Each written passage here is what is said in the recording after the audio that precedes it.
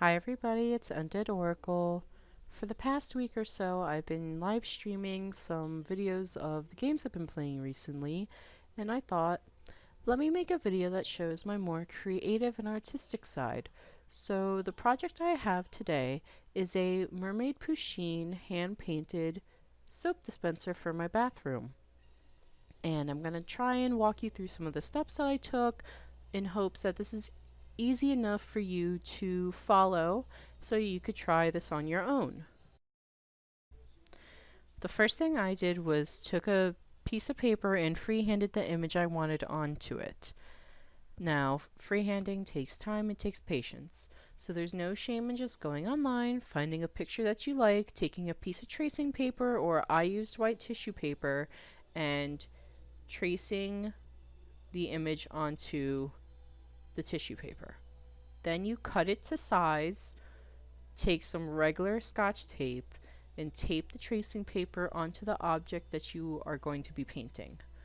Then you get a Sharpie, preferably fine tipped. Black is probably the best color, and you trace the pencil lines on the tracing paper. What this does is the Sharpie bleeds through the tracing paper and ends up onto the object that you are going to be painting. Now, once you're sure that you've gotten all of the pencil lines traced over a marker, you simply take the tracing paper off along with any of the tape. And what you're going to end up with is a rough outline. Now, there's going to be bleeding, there's going to be broken lines, it's not going to be perfect, there's even going to be some faded spots. This is all normal. What you're going to end up doing is painting over these lines with black paint or whatever color you decide you want your final outline to be, even if you don't want an outline. This is just supposed to be a rough guideline as to where the final image is going to end up. And there's no reason to get any crazy fancy acrylic paints. Something very simple, water-based paint that you could get from any craft store will do just fine. I got this bottle at Walmart for like $4 or $5, and I haven't had any issue with it at all. Make sure to give it a good shake and you're all ready to go. I also like to keep a cup of hot water to start out with, that way by the time I actually go to clean off my paintbrushes, the water is still warm, which helps clean the paint off a lot easier. I also keep a paper towel under my object to make sure I don't get anything onto my table. I have a bunch of different brushes. I have a paper towel to clean off the water from the brushes, and to start off doing the outline, I'm going to use a fine tipped detailing brush here. This makes it a lot easier to get those nice little lines.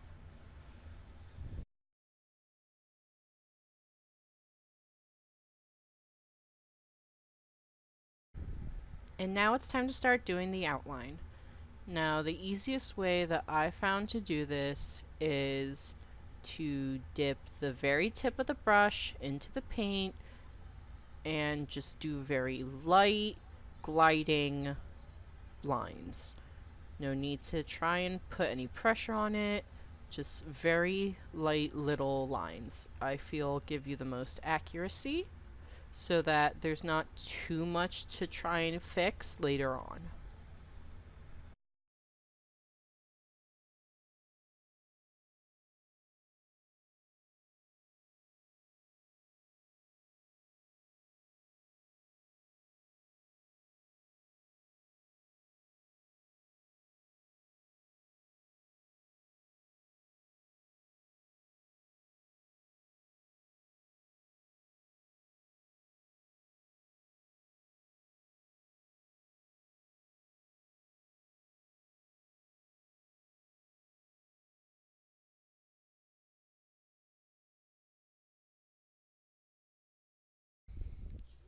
Another thing to keep in mind too is how you are holding your object. There's no need to have a gorilla grip on it, because these lines over here, the ones that aren't painted, will rub off with the sweat of your hand if you are holding it too tightly. I usually hold it just enough so that it won't fall out of my hands, and that way I'm not rubbing off any of the guidelines because that's going to make it more difficult to paint later.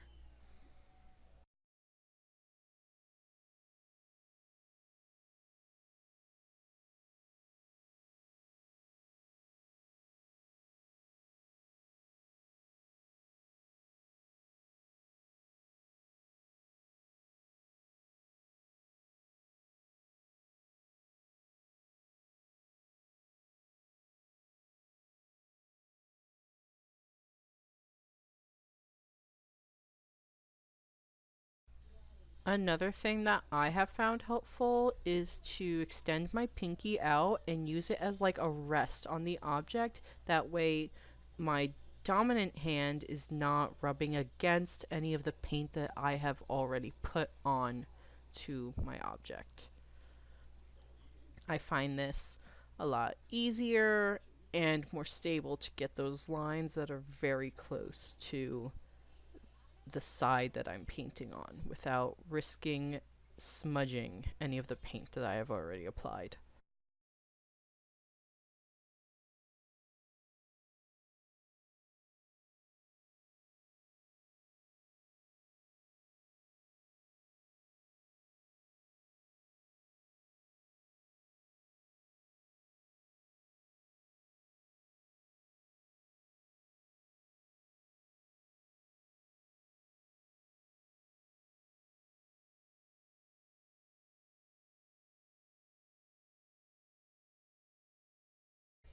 There are going to be times where you're going to have to fiddle around with where to grab your object when you're painting the other side.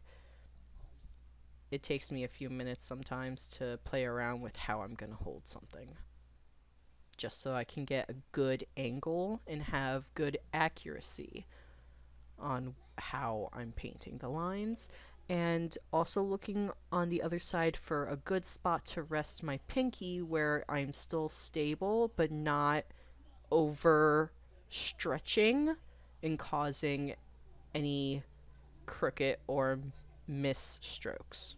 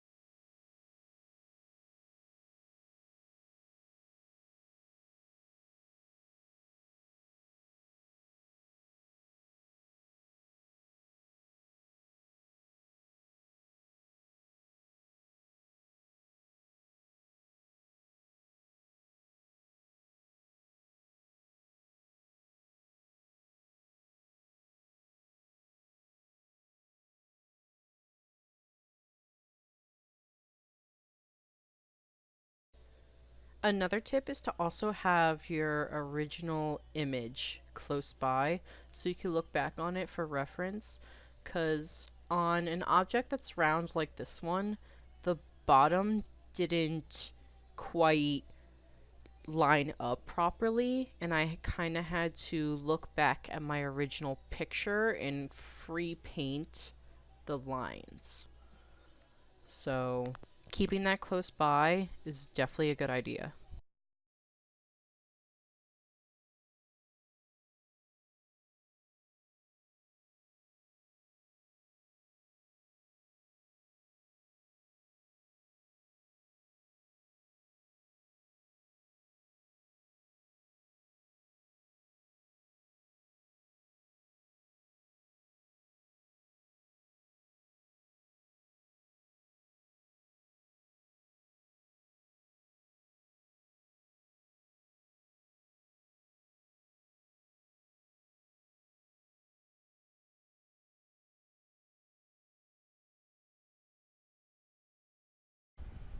making sure you are in a nice, comfy position is also key, because you are going to be sitting there for a while. This video was sped up. I spent hours painting this, and I was fidgeting throughout some parts of this because I started getting uncomfortable. So, comfiness is key. You're going to be there for a while. And there we have it. That is the first layer of outline. I left these smaller details unpainted because I plan on just having those as solid color with no outline. That's a personal decision that I thought would look best on the final image. And this is a full view. I'm going to stop this video here, and the next one will be the first layer of color. So thank you all for watching, and I'll see you in my next video.